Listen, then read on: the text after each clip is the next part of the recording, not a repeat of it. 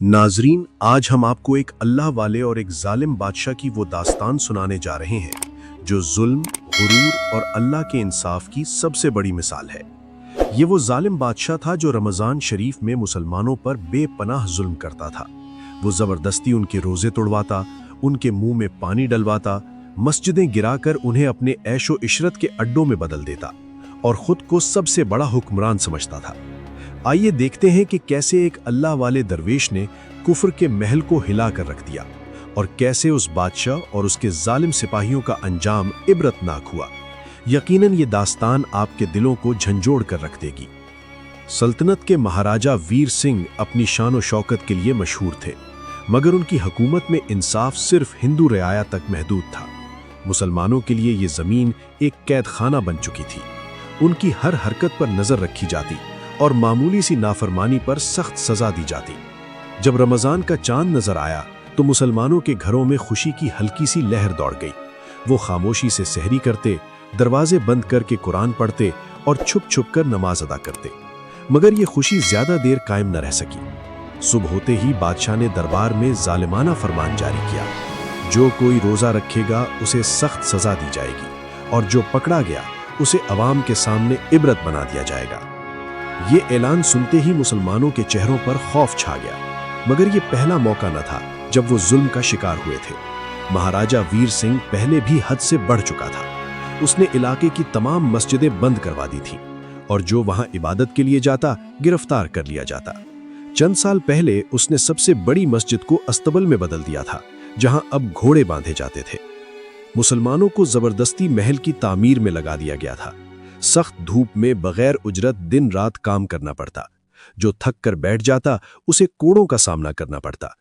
कई बूढ़े और कमजोर लोग इन्हीं मजालिम की शिद्दत से जान से हाथ धो बैठे।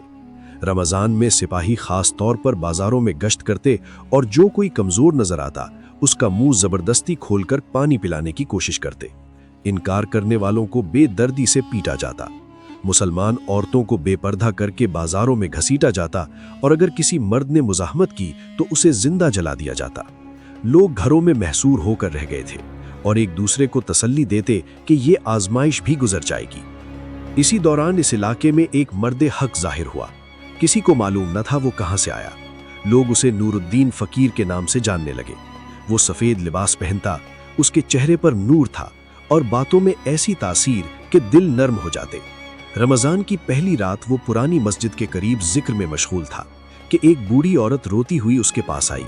उसका बेटा यूसुफ रोजे से था और सिपाहियों ने उसे मार पीट कर महल ले गए थे। नूरुद्दीन फकीर ने आंखें बंद की और कहा, जब जमीन पर जुल्म हद से बढ़ जाए तो आसमान से इंसाफ नाजिल होता है। वो फौरन महल की तरफ रवाना हो गया। इधर दरबार में शराब और रक्स की महफिल सजी हुई थी। यूसुफ को जंजीरों में जकड़कर पेश किया गया। बादशाह ने हुक्म दिया कि सुबह उसका सर कलम कर दिया जाए। इसी लम्हे नूरुद्दीन फकीर दरबार में दाखिल हुआ और पुरसुकून आवाज में कहा, वीर सिंह, ये जमीन अल्लाह की है, तुम्हारी नहीं। जुल्म की हुकूमत ज्यादा देर नहीं चलती। बादशाह गुस्से से चीख उठा और फकीर को भी कैद करने का हुक्म दे दिया।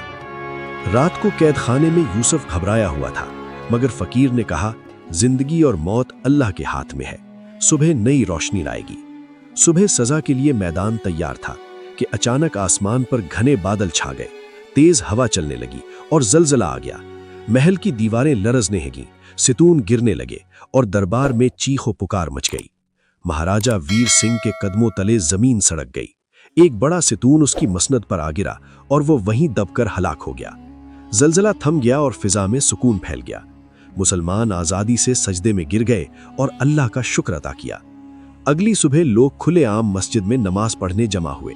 नूरुद्दीन फकीर ने फरमाया, जो अल्लाह के रास्ते पर चलता है वही कामयाब होता है और जो गुरूर में आकर अल्लाह के हुक्म को झुटलाता है उसका अंजाम वीर सिंह जैसा होता है।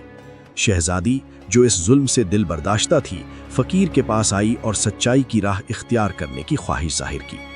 यूं जुल्म का बाब खत्म हुआ और अल्लाह के इंसाफ की मिसाल रहती दुनिया तक कायम हो गई।